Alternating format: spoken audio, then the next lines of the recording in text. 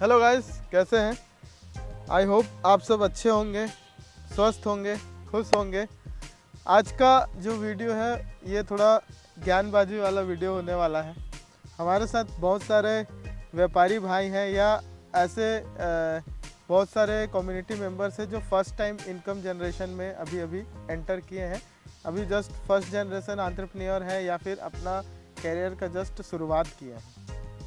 क्योंकि आजकल का एजुकेशन सिस्टम में जनरली 20-25 साल तो लग ही जाता है ग्रेजुएट और पोस्ट ग्रेजुएट करने के लिए। अभी जो नेक्स्ट फेज़ है जिसका आपको प्लानिंग करना है वो है आपको आपके लाइफ पार्टनर के प्लानिंग करना है। चाहे लड़का हो या चाहे लड़की हो, आपको लाइफ पार्टनर्स का प्लानिंग करना है। तो लाइफ पार्टनर्स में हम क्या खोजते हैं?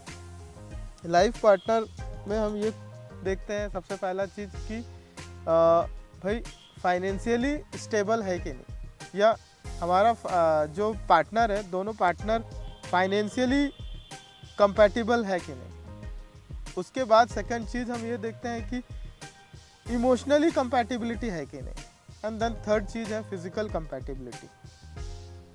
तो हम लोग, जैसे कि ये मेरा चैनल है, हम इसमें फाइनेंस और एंटरप्रेन्योरशिप के ऊपर और बिजनेस व्यापार के ऊपर और इनकम जनरेशन के ऊपर बात करते हैं।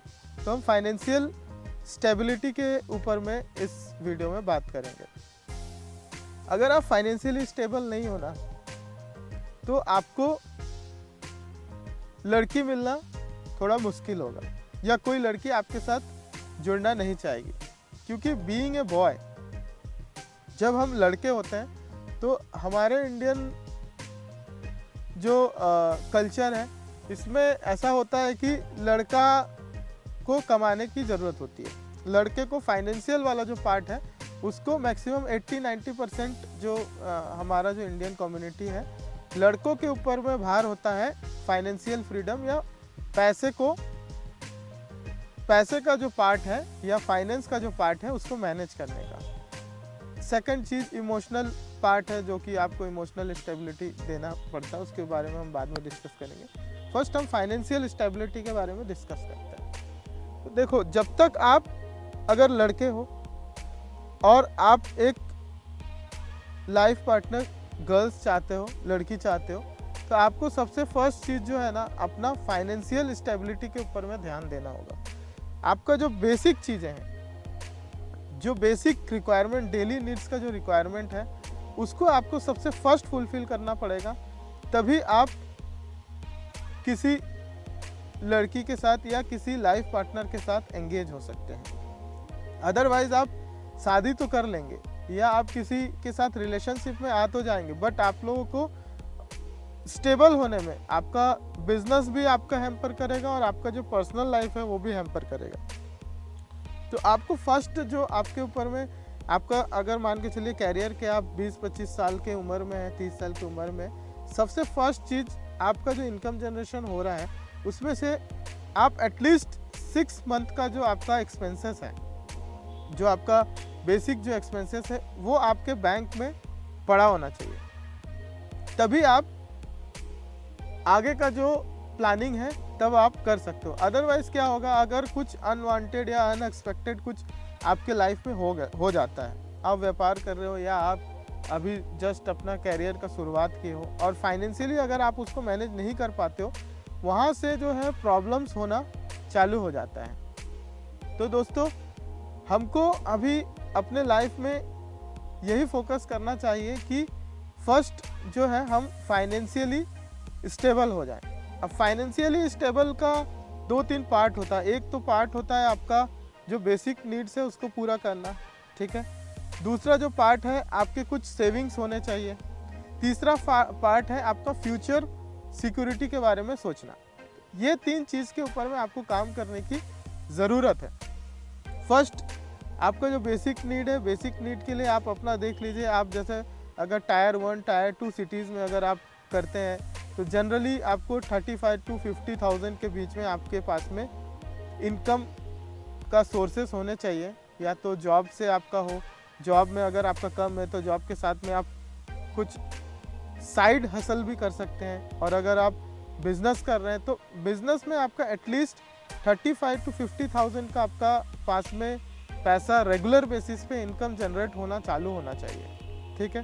सेकंड चीज़, आपके पास में अगर सपोज करो कि आप अभी तुरंत में आपने इनकम जनरेशन करना चालू किया, 35, 40, 50 हज़ार रुपये आप कमा रहे हो, तो इसका मतलब ये मत सोचो कि आप स्टेबल हो गए हो। स्टेबिलिटी के लिए आपके पास एटलीस्ट साल भर 6 महीने का पैसा जो है आपके पास में स्पेयर में रखा हुआ होना चाहिए। आपके सेविंग अकाउंट या लिक्विड जहाँ पे भी आप फंड्स को रखते हैं, वहाँ पे आपका लिक्विड फंड्स में आपके पास 6 महीने का जो आपके एक्सपेंसेस है या साल भर के जो एक्सपेंसेस है उसका फंड्स आपके पास में रखा हुआ होना चाहिए। अब सेकंड पार्ट में आते हैं। सेकंड पार्ट, आपके पास में जो है सेविंग्स, जैसे कुछ आप छोटा मोटा SIP शुरू कर लीजिए, 2-3 हज़ार, 4 हज़ार, 5 हज़ार का। कुछ लाइफ इंश्योरेंस वगैरह में इन्वेस्टमेंट करना चालू करिए, क्योंकि जब हम फर्स्ट शुरुआती तौर पे जब हम अपने कैरियर पे होते हैं ना, हमारे पास इनकम आना चालू होता है, हमारा इनकम रहता है, उसको ही हम पूरा खर्च कर डालते हैं। तो ऐसा नहीं करना है, आपको कुछ पैसे जो हैं वो सेव करते भी चलने हैं म्यूचुअल फंड्स में कुछ, और आप पूरा पोर्टफोलियो अपना बना के रखिए। कुछ पार्ट आप म्यूचुअल फंड्स में इन्वेस्ट करिए, कुछ पार्ट आप अपना सेविंग अकाउंट में रखिए, कुछ पार्ट आप अपना FDs में भी रख सकते हैं, ठीक है।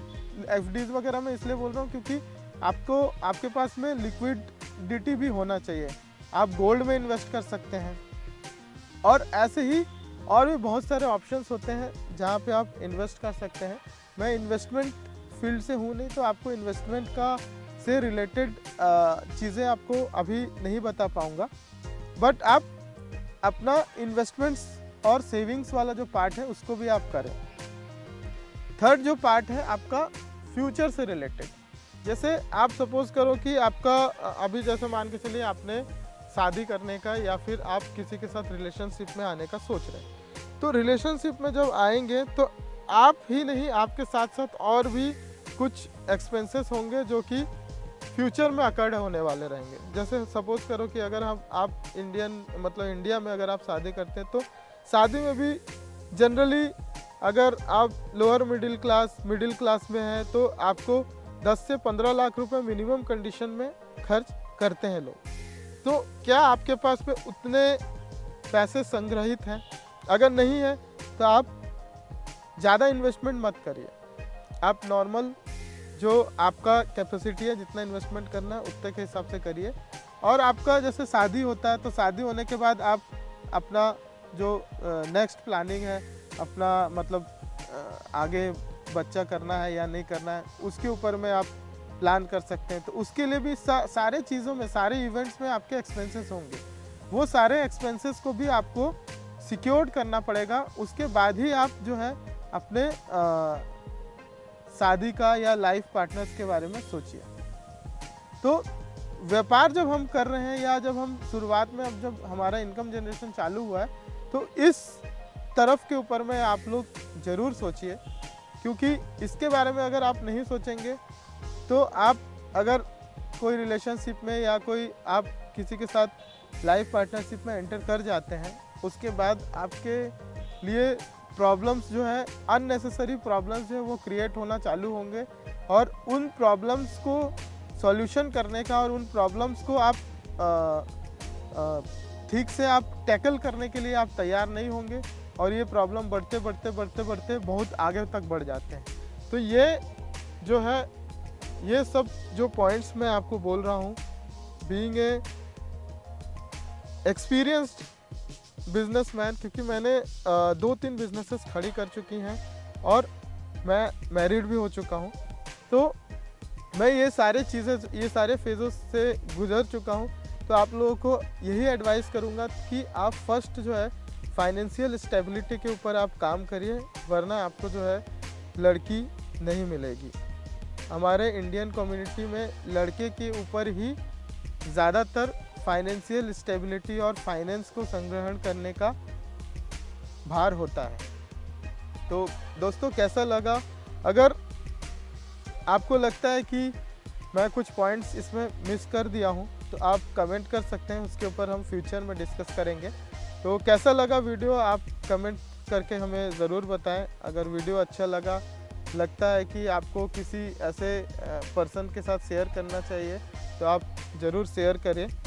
और ऐसे ही वीडियोस के लिए बने रहें हमारे इस चैनल में। मुझे सुनने के लिए धन्यवाद। आपका दिन शुभ हो।